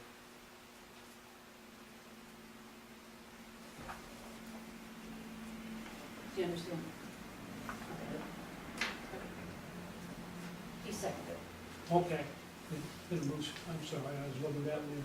There's a motion made and probably second that the salary ordinances stay the same till next year. Yes. All in favor signify by saying aye. Aye. Aye. Opposed, same sign. Motion carried. Thank you, I'm sorry, It's all right. Just sit I'm on the quiet. bad side. Okay. Let's see, next on the agenda is miscellaneous new business, and we had some building permits, for the compressed national gas station. Building permit for Joe Ortego, Odero, to finish his basement, and, that's it on the building permits. The next on there is Lanny. You get to say a lot here. You got I got a whole two lot. slots. Am I up? Yes, you are. I got a Okay. question, what's the permit for the natural gas? It's in your packet here, but I don't know what, I looked at it, but I can't tell you exactly. The It's for a sign, sign, it's for a new sign. So it's not blue and blends in with everything? And I couldn't see a measurement on it, I think, when I looked at it, but I think I put it in. Well, if it's a new sign, you have to go through, area plan. If the permit's been issued for it without you knowing about it, then it was very likely within the standard requirements in the unified zone. Those they'll issue automatically. It says the square footage on there, Okay. 176.94 square foot. And that's all computed based off of the size of the lot, the setback from the road, and the speed limit. That's probably still in the 45, so you get a bigger sign when it's a faster I didn't speed. know if they were building something else, I didn't, if they ain't doing any business, I don't know why they need a sign. Can you give some time to the information on signs and how big you can have them on the properties? Because last time we were talking about signs a year or so ago and stuff out here, they were talking about, I think Bianca or somebody said you could have a sign, as long as the wording on the sign was only so many square foot, you could have, is this right, John? You could have the sign any size, and that doesn't make sense. No, it That didn't. doesn't sound right to me. And I thought I misunderstood what you were saying. Yeah, It's in the unified zoning ordinance. There's an entire section, maybe two sections dedicated to signing signs. And that's, you can get that from the county website. Okay. Your turn, Lanny. Oh, okay, all righty. I'm sorry. for I'm just gonna give you a little update. At the gazebo, I had some issues with that. It's 75% done, the roof's all done, all the outside's done. The guy said he's gonna give it 2 coats of completely, but he didn't do anything to the underneath of the roofing. Mhm. And then he said he had an employee problem and he can't get back to it till spring. So I kinda said, you know, there's 75% of it done. Me and Ron talked a little bit about it, gave him 75% of the money.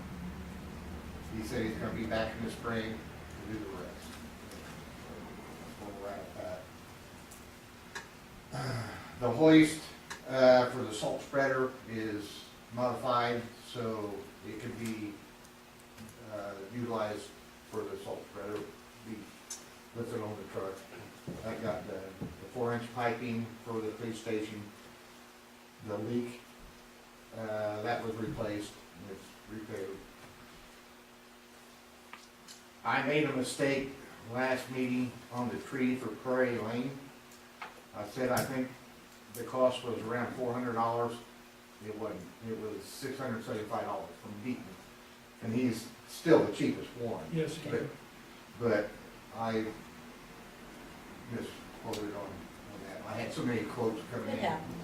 Was- no problem. Was that expense subject to a motion and a second? and a vote? Yes. So, I think it was more so to take down the tree than. Yes, I don't think there was a number put on, was there? I don't remember. Was there a number put Yeah, you on? guys made a motion, I think, and for $400. For the 400. Okay, then we need to Yes. approve the additional money right now. Okay, So that's an additional $275? Yes. Okay. I'd like to make a motion that we go ahead and approve the extra $275 for the tree to be taken down on Prairie Lane. Alright, second motion. okay, there's a motion made and properly seconded. You got Tyrone seconded, didn't you? Okay. Then we go ahead and appropriate the other $275. All in favor, signify by saying aye. Aye. Opposed, same sign, motion carried. Thank you. Are they a lot, with the tree down, did it make a difference for those individuals that The were? tree hasn't been, I told him not to do anything because, So we got the, no, I got it approved. Okay. can he still get to his spot? He's gonna let me know. I talked to him. Well, I know He said he's Brenda's, gonna try to get us before. Brenda's anxious to get it down, so before it falls down. I know, and You can do the best you can. I'll do the best I can. That's it. Exactly. Yeah. I'm starting to change some meters out. We probably got an average of 40 to 60 meters that don't work. So anyways,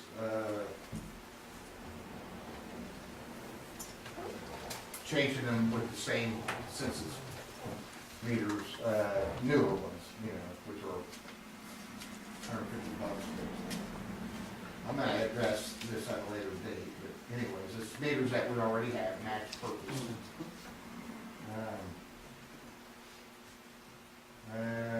Get rid of some junk, toilets and stuff, and I think I need to readdress that later on too. Utility locates. I think I mentioned this last time I was here, and I don't have any equipment to locate water lines, sewage lines, that kind of stuff. Locating equipment isn't cheap. Middle of the line is about $2,000. What Lafayette uses is MetroNet equipment, and it's around $5,000 for that type of equipment. But it's very good equipment, it's dependable.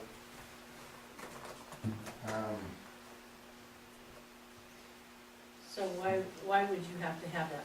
How many times a year do you think you would actually use that? Well, I've been here about a year, and I don't know how many locates max really gets, but I've seen probably 6 since I've worked here. But if you miss one locate, the town's liable for thousands of dollars. It's And not this is right. locates just for the water and sewage. Water, sewage. I think, you and Max talked about that. Max said that, he had used mulberries, is that correct? Is that what he was using? But now he said We Mulberry's, never. now he said Mulberry's equipment is not functional. So Mulberry's probably gonna have to do something else. But, Max, he agreed with everything I said as far as, what Lafayette uses, we ought to use because of the reliability, their technical support, and that kind of stuff. But, I'm gonna leave it up to you guys. All I can do is recommend, that we use a MetroNet for locate equipment. But, we could hire it out. We could hire it out at $150 a locate. And my next question is, would the city be interested they would, They would help out, but not, They're covered up, aren't they probably get, 300 locates a day. we just You have know, to do it up. I'm just saying that they're busy, and they would help me out if I needed, but it's the thing that, is how much do you rely on you as friends, that's as far as that goes. So, I'm just saying, something to think about, I don't know how you feel about it, but Can you rent the machine at all, or is it a strictly You can buy rent or 'em. hire somebody you out? could rent them, you rent them for, $250 an hour. Okay. I'm just telling you, one mislocate, and you rip up a fiber optic line, you're talking $100,000, it's- it? Makes you nervous when you hit one of those. When you put that mark on the ground, you gotta be within 1 foot each way. Okay? And if you're not, if they dig right there and they rip up something that's, Well, can we have him get definite prices? Yes, I think that'd be in order. Why don't you get us some definite prices for the next meeting, sure.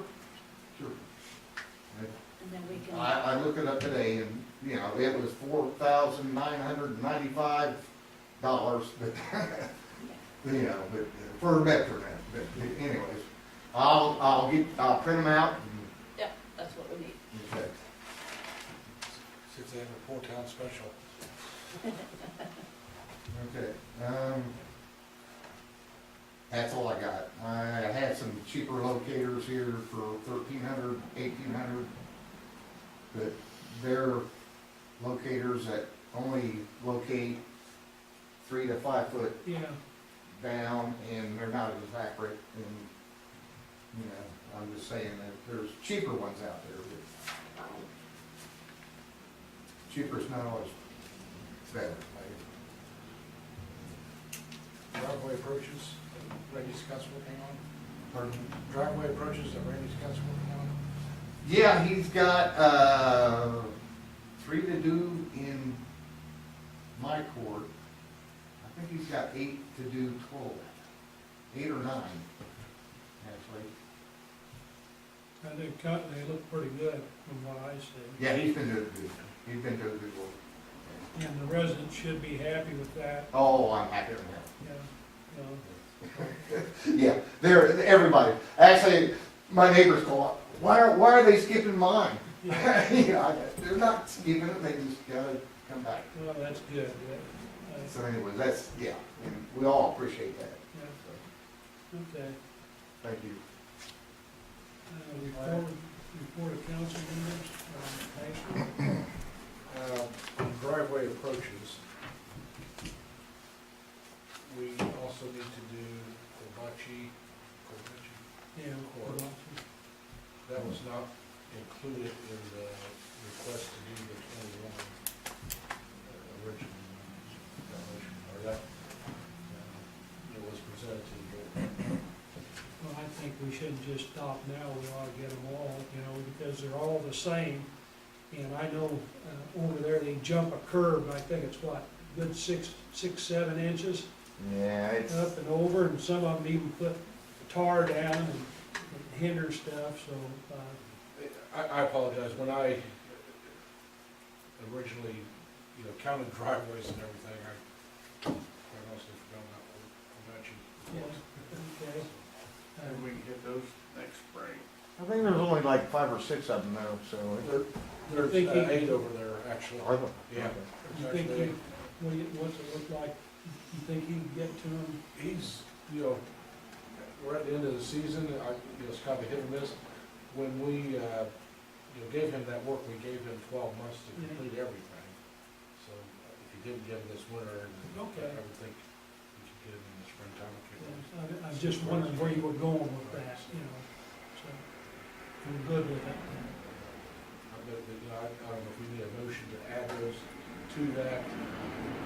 I would think, we would need a motion to include the botch if you left it off. If it's an additional expenditure beyond what you've already authorized, yes, you should. I'll make a motion, we include the aid on the watching for it. Second. And motion made, probably a second, we include the aid on hibachi court. All in favor, signify by saying aye. Aye. Opposed, same sign. Motion carried. That's all I got. We're already talking about Conjunction Street, so. Mike?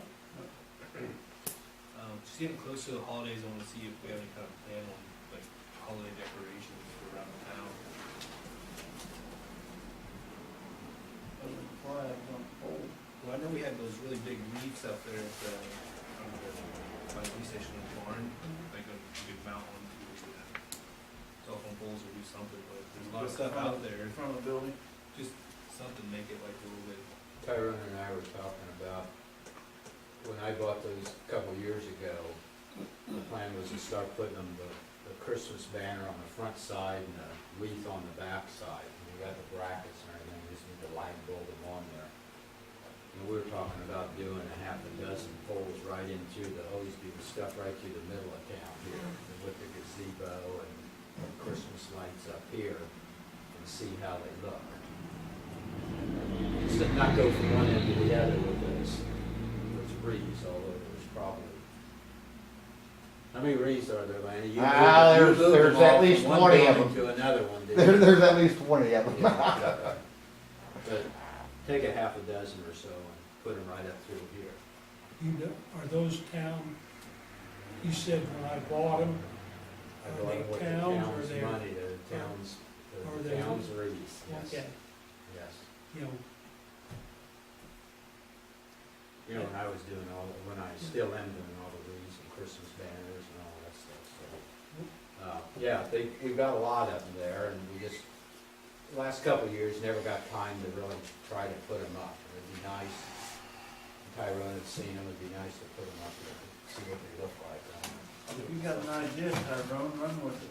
Well, yeah, I said, just, there was like a different plan, go It's ahead. a lot of labor. Yeah.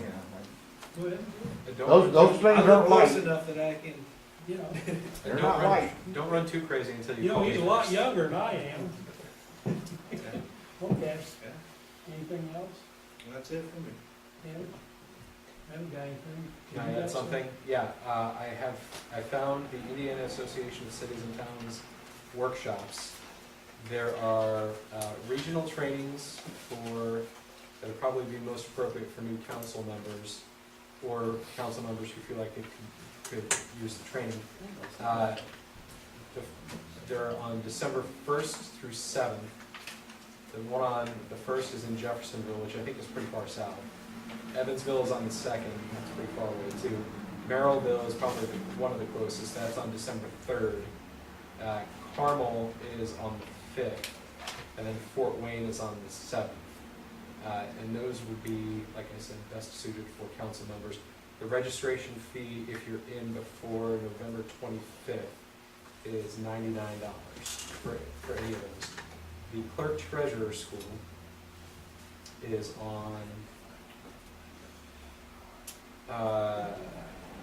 it's on January 19th, and I think its registration fee is also $99. There's also a boot camp. I don't know exactly what the boot camp is about. I imagine they'll make you do push-ups and chin-ups and go through an obstacle course.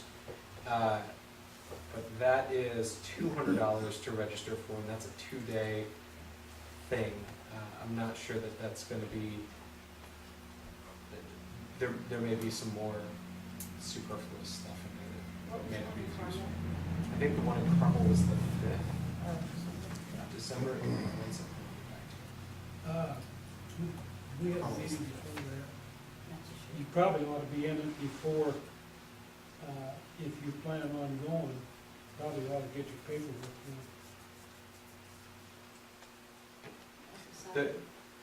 It is a Saturday, yes. It's Saturday, December 5th.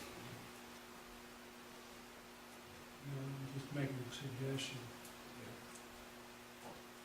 So if you register before Thanksgiving, it's $100. If it's after, then it's $120.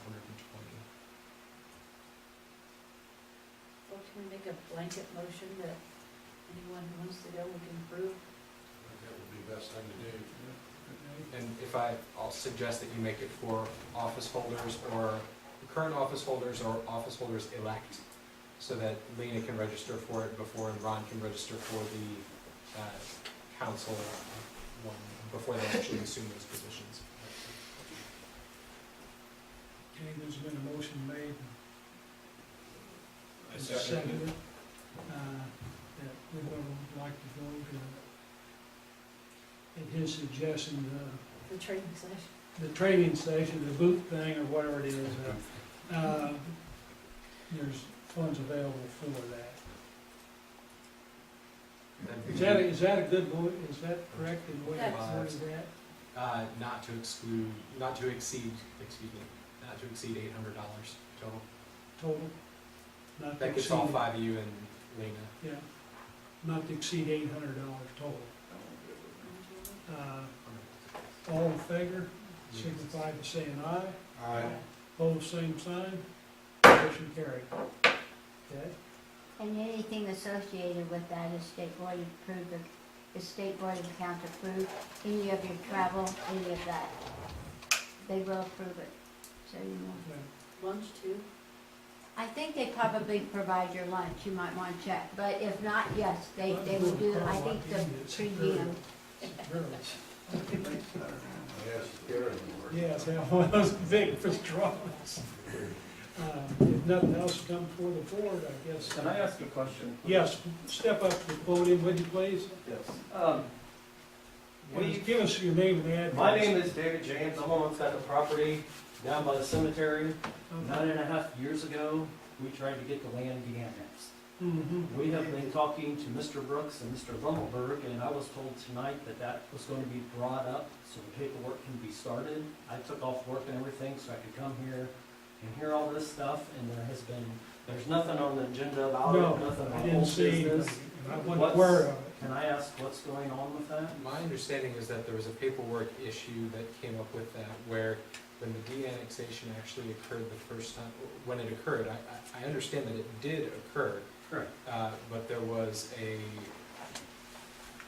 my understanding, and this is secondhand information, because I think the conversations have been happening between Tom Brooks and Joe Bumbleberg too. I'm the one that had it de-annexed. Okay. That the document by which, or the instrument by which the property was de-annexed was completed but not delivered to either the county, it was the county assessor and auditor's office. So it may be that, go ahead. And my attorney, Tom Brooks, told me that it wasn't filed by the clerk treasurer of Dayton. Do you know his name? Okay, I know that's what people were saying. First of all, those kind of papers in the past, just like when I donated some land over to the town of Dayton, it was never filed either. The attorneys for the town of Dayton usually do that. I've never seen this paperwork. I was sent a blank one, no signatures on it or anything. So I was never told to do it, I never knew about it. I looked up for the minutes for you guys and They found passed it. it through the board. Yeah, where it was passed and then it was turned over to our attorneys at that time.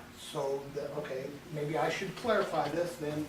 Maybe the clerk didn't file it, or the attorney representing the town of Dayton didn't file it. I don't care which one of you didn't file it. Would we file that, or would I don't Mr. file it. Brooks? I don't have it. Well, You guys had it. I don't know what happened, because I He was, wasn't here. I see two people here that was present. I was here. You, John, Yeah.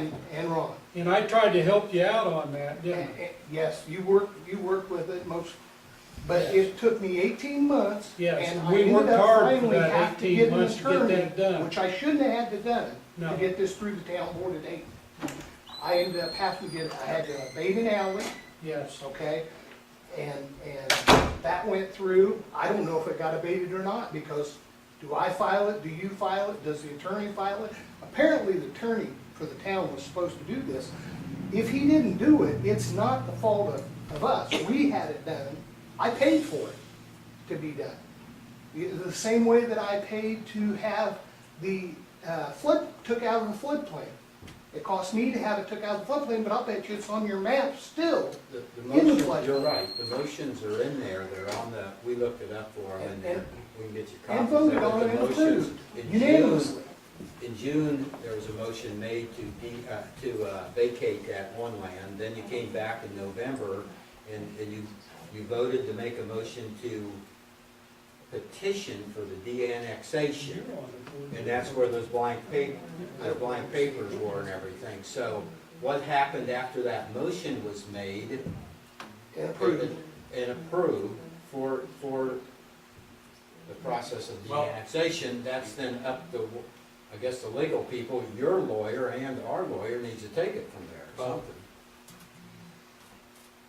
This goes back to Randy's days, so I couldn't, I don't know what happened back then. I think what needs to happen in order to solve the problem is, if you have anything from back then, whatever records you have from the de-annexation back then, turn them over to me, or give me copies of I them. sent them all to Joe a couple weeks ago, he's got them Okay, all. All those motions, he's got the motions and stuff like that, and then. I had to do the alley first because Yes. for me to legally de-annex that, I had to own the whole street, okay? And/or over 50%. With the alley there, I didn't technically own 50%, but the alley didn't go anywhere. The alley was solely on my property at the time, and Well, you didn't use go that to to any get down to other, your buildings. didn't go to anything else, okay, or anyone else. But by de-annexing, or by removing the alley, it gave me over 50%, which allowed me by law to be able to de-annex it out of the city limits, which I didn't really want to get out of the city limits. The town didn't want to give me any water and sewer because it was too expensive. But every other properties, except for maybe the sheriff's office, has water provided to their property. so your concern is getting de-annexed, right? Well, Yes. Okay, so And let's we've get, got more thinking that I land was than de-annexed what for about 7 you? years. all right, Or not. I understand, I'm not trying to argue what happened, I'm trying to find a way to solve the Yeah. problem. So, I'm gonna get the paperwork that if we don't have it already, I'm gonna get it from you. It may be that we need to go back through it and run it through the mill again, assuming that it's been approved once, it ought not be very difficult to get it approved again. And this time, Should it have to be approved again? Why would it have to be approved again? because there are It took me a year and a half to do it last delivery timing requirements, so that if it's not delivered to the assessor's office or the auditor's office within 30 days after the passage, Well, it was supposed to be done, everything was supposed to be done within 10 days. Okay. And it's been 9.5 years. and I'm sorry, I wasn't here, I was in college still, so I mean, I wasn't here to do it for you. I'm trying to tell you, we can't go back in time and do it 10 days after it was done, so we're gonna look at what needs to be done to make it happen so that we can timely record it this time. My next question for you is, if we have more land that's joined with that we also want to get de-annexed, should we have that thrown in that also, or should that be a separate incident? I don't know. Going back and doing something that the board has already done one time ought not require a whole lot of reconsideration. There may be some reconsideration necessary if the petition changes meaningfully. Does that make sense? So we should just do the one section we've already had done, and then do another, something else for the other section then? That's my knee-jerk reaction to it. I can't tell you for certain whether, I don't think that you're legally required to do that. You can do it either way if you wanted to. I think if your goal is to get the part that's already been done once, done and completed and properly reported in a timely manner this time, then that's gonna be an easier task to get through quickly than doing a bigger thing all at once. So I'll get the information that Joe has, I will get whatever information that we don't have, that Ron has, and we'll look at what needs to be done for the next meeting to do that. I assume that it would probably not require your attendance, but maybe. You know, it's one of those things, just like tonight, if we hadn't come tonight and stuff, nothing would have been brought up about it tonight. When is the next meeting, if you might ask? That's a good question. First Monday, what's on the calendar, the first Monday of December should be. It's, the 7th. 7th of December, according to, I think that's right. Have you personally talked to Mr. Brooks at all, or is? No, that's all been Joe. Okay. I'm not Joe, despite what the placard says. Yeah, I see on here the notice, and I see the petition. I don't see anything about final action being taken on it. But that may just be, I'll get you the, well, Joe should have them, but I'll get them again. In November of 2006, you guys made a motion to petition, as I think this wording, to petition for the de-annexation of this property, okay? And that was approved, the petition for the de-annexation. So I presume that's that paper right there. But it was never by unanimous vote. You know, Just to say, but that's got. John was here, nobody told me at that time that I had to do anything else, because I would have done it. Whatever was necessary at the time, I would have done it. I actually asked my attorney, he said that's up to the town board to file that. Seems like your attorney would want a copy of this thing though for his files, to He's show got- that he did. He's got a copy. I have mean, no we idea, had- I have no idea who was or is responsible for it, but let's focus on getting it done rather than worrying about who to blame for it. You can blame me for it if you want, that's what, I'm happy to shoulder the blame for it. But I'll look through it and discuss with Joe, discuss with Tom if I need to, discuss with Ron, and we'll figure out a way to properly put this back before the board so that we can get it done. So we should hear something by next month then, hopefully. Let me get.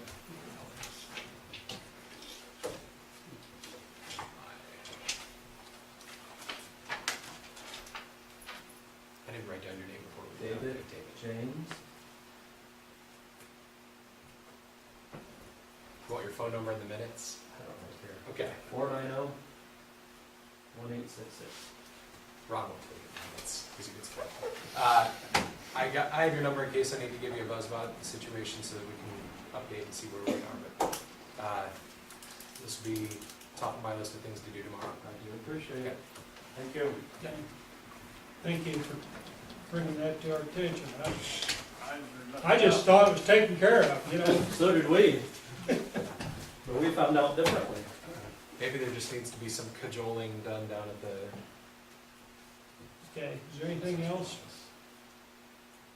Motion in order to adjourn. Motion in here. Been motion made, probably second, adjournment in order. All in favor, signify by saying aye.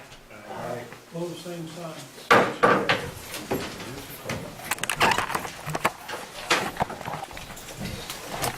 Hey, it's good to see you. You too. Thanks for coming.